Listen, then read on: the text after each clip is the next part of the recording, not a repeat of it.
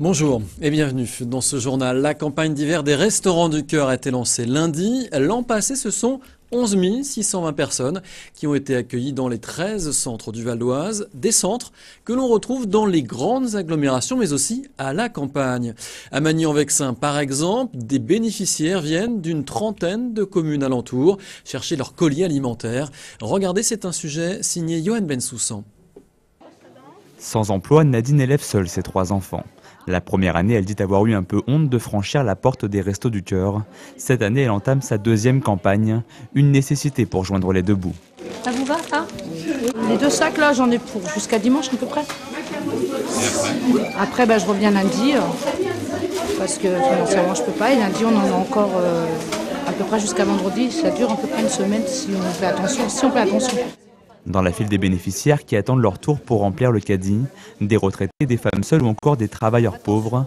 Sur ce centre de Magny-en-Vexin, ils sont entre 15 et 20% de plus que l'an dernier. 140 familles épaulées par les restos. Avant, dans ces zones rurales, la solidarité des voisins du village aidait à affronter les coups durs. Aujourd'hui, la précarité n'épargne plus les campagnes. C'est un peu plus dur en zone rurale. Il y a des problèmes de logement, bien sûr, comme partout. Mais il ne faut pas croire qu'il y a une solidarité extraordinaire, pas plus qu'ailleurs. Donc les gens, ici, on en voit tous les ans de plus en plus. Le centre des Restos du Cœur de Magny regroupe les bénéficiaires d'une trentaine de communes du Vexin. Certains font jusqu'à 25 km de trajet pour récupérer leur colis alimentaire. On se débrouille, il arrive qu'on serve les gens une fois par semaine. Au lieu de 2 fois, on ne les fait se déplacer qu'une seule fois. On leur donne le total de leur dotation de la semaine sur la même journée. Comme ça leur fait un seul déplacement au lieu de 2. Au-delà de l'aide alimentaire, les Restos du Cœur proposent aussi des vêtements et surtout de l'écoute à ces bénéficiaires souvent isolés. La 26e campagne qui a démarré ce lundi se poursuit jusqu'au 31 mars prochain. Sénatorial 2011, les socialistes choisissent le ticket Richard Gillot. La liste conduite par l'ancien ministre de la Défense et maire de Saint-Aulaumone, Alain Richard, a totalisé près de 60% des suffrages des militants PS, devançant la liste du sénateur sortant et maire d'Écouen, Bernard Angels, et celle du vice-président du Conseil général, Hussein Mokhtari. Les militants ont fait le choix d'un ticket d'ancien ministre, explique le patron du PS Val d'Oise. On écoute Dominique Lefebvre au micro de Christophe Rigaud. Avec 2 anciens ministres, Alain Richard et Dominique Gillot, et ce que je souhaite, la 3e place que nous avons réservée au Parti communiste, avec un accord avec le Parti communiste et Robert Rue, nous avons cette équipe qui, face à une probable division de la droite en septembre prochain, gardera ces 3 sièges. L'enjeu, c'est la présidence du Sénat qui peut basculer à gauche. Et il faut gagner une vingtaine de sièges de sénateurs et donc commencer par ne pas en perdre. C'était ça, cette responsabilité. Donc c'est d'abord un choix politique, et puis je crois que c'est un choix de reconnaissance de la qualité de ces personnes, de leur capacité à rassembler les grands électeurs et de leur capacité à être aussi des parlementaires au service de leur parti et de la gauche au plan national, mais aussi au service du département. Sans transition, le salon du polar revient pour le week-end à Montigny-les-Cormeilles pour sa 13e édition. Le salon nous invite à rencontrer et à débattre avec des auteurs français de romans noirs. Depuis quelques années, le succès de ce genre ne se dément plus. Un livre acheté sur 4 est un polar et les plus jeunes ne sont pas insensibles aux romans noirs ni à l'ambiance de ce salon d'ailleurs, comme a pu le constater à Montigny Brice Martinelli.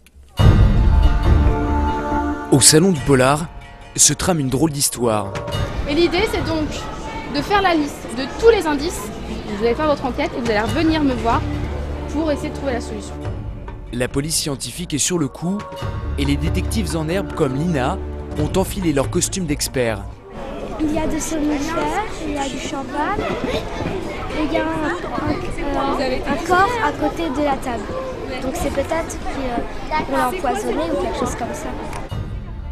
Une histoire sombre à l'image des polars de Michel Deroy. Filature, interpellation, cet ancien policier s'est inspiré de son quotidien. Écrire est pour lui un exutoire. Des cadavres d'enfants, ça c'est impossible, on ne peut pas, il n'y a aucun flic du monde qui vous dira on s'habitue, on s'endurcit, c'est pareil. Donc c'est à ce moment de ma carrière que j'ai commencé à écrire, quand j'étais à la brigade des mineurs, et voilà pourquoi je parlais d'exutoire. Des histoires tirées du réel, c'est aussi le credo de ce médecin devenu auteur. Dans la médecine est quelque part une enquête, parce que la requête du diagnostic, il faut chercher des signes, des indices, faire la synthèse, etc. Donc ça se rapproche un petit peu quelque part d'une enquête de police. Et c'est pour ça que c'est assez amusant de créer comme ça des histoires.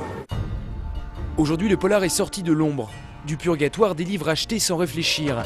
L'engouement est tel qu'un livre acheté sur 4 est un roman noir.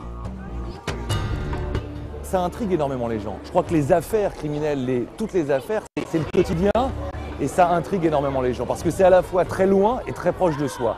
Donc il y a une sensibilité particulière autour de ce genre-là. Le polar décliné sous toutes ses formes, c'est tout le week-end à Montigny-les-Cormeilles. À Cergy, tout un quartier est en train de changer de visage, celui du Théâtre 95. Une vaste opération de construction et d'aménagement a été lancée autour de l'extension du théâtre. Le nouvel édifice de 2700 mètres carrés et quelques 400 places ouvrira au public au dernier trimestre 2011. Les travaux ont déjà démarré au printemps dernier. L'occasion pour nous de découvrir les lieux avec son directeur, Joël Dragutin, qui a effectué sa première visite de chantier sous l'œil de notre caméra, Christophe Rigaud. C'est encore un énorme bloc de béton en plein cœur du grand centre de Cergy. Mais dans quelques mois, ce bâtiment accueillera les nouveaux spectateurs du Théâtre 95. Un théâtre rénové, agrandi, une scène modulable et une salle qui pourra accueillir 2 fois plus de spectateurs. Alors quand Joël Dragutin, son directeur, découvre la nouvelle salle pour la première fois, même en plein travaux, la surprise est de taille. C'est magnifique, ça fait 15 ans que je me bats pour ça. Et là, de le voir concrètement réalisé, enfin pas encore, mais presque, c'est un rêve qui devient réalité. Et quelle réalité, quoi. Quelle réalité. Après seulement quelques mois de chantier, le nouveau théâtre prend forme et son directeur n'a pas de mal à se repérer dans son nouveau lieu de travail. Là, on est sur scène. Là, on est dans la salle directement, la salle qui est modulable.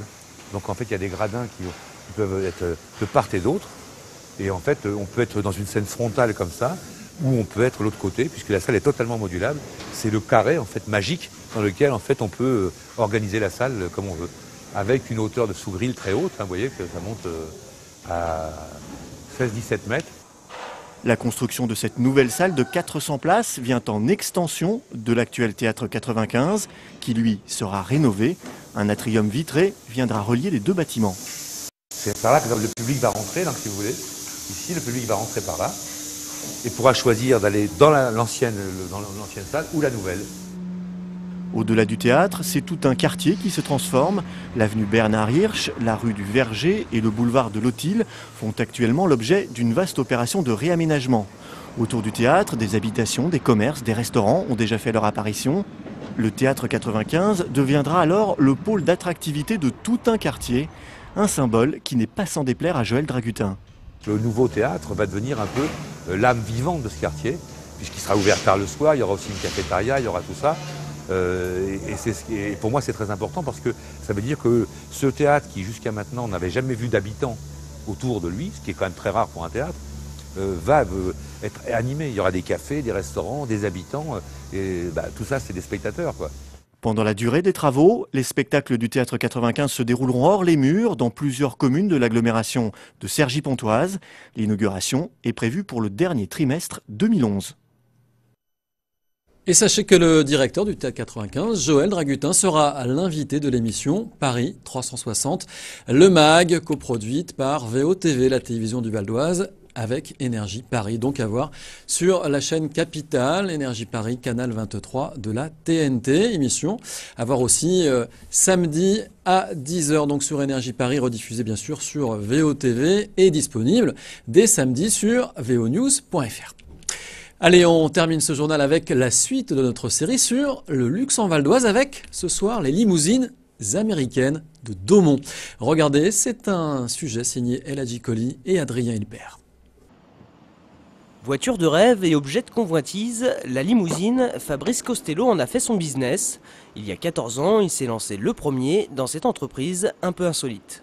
J'étais chauffeur, nettoyeur, secrétaire, j'étais tout. J'ai démarré comme ça. Je suis allé voir les hôtels individuellement, aller voir les concierges, certains très étonnés. Je faisais sortir le chef concierge pour l'asseoir dans la voiture, il ne savait pas ce que c'était. L'idée a germé à New York et a pris forme à Daumont. À l'époque, dans les rues de Paris, Fabrice Costello faisait figure d'ovni, tant ses véhicules étaient éloignés des habitudes des Français. Dès que j'ai descendu les Champs-Élysées la première fois, premier feu rouge après l'étoile, je m'arrête et le chauffeur dans la voiture à côté de moi, il regarde la voiture, estomaqué, et la voiture devant lui freine. Boum, j'ai créé un accident. Si aujourd'hui il a rendu plus accessible cette voiture de prestige, la limousine reste le taxi privilégié des stars. Il y avait Claudia Schiffer qui était montée dans la voiture. Tous mes chauffeurs, parce que j'avais des chauffeurs à l'époque, ils voulaient conduire. Je dis non, c'est le patron qui va faire. Et effectivement, vu ses longues jambes, elle avait besoin d'une limousine pour pouvoir les étirer. Entreprise en plein essor, American Limousine dispose d'un parc de 10 voitures particulièrement chouchoutées. Et pour cause, ces Cadillac Lincoln, Hummer ou autres Rolls-Royce sont utilisés pour les grandes occasions et principalement pour les mariages. Et cela se reflète sur l'habitacle avec un intérieur particulièrement festif. Des soirées avec des jeunes qui veulent faire des enterrements de vie de garçon, des anniversaires, donc beaucoup de musique, beaucoup d'alcool aussi, sans modération pour certains, donc le bar est là pour ça. Donc on a un branchement pour l'iPhone, donc les jeunes peuvent brancher directement et écouter leur musique. CD bien sûr, DVD aussi, des concerts des fois. Et ce créneau de l'événementiel reste porteur et plein d'avenir. Touché par la crise en 2008, aujourd'hui Fabrice Costello peut se vanter d'avoir une affaire qui roule. Voilà, ce journal est maintenant terminé. Merci encore de l'avoir suivi. L'info continue bien sûr sur vonews.fr. On se retrouve lundi. D'ici là, passez un très bon week-end.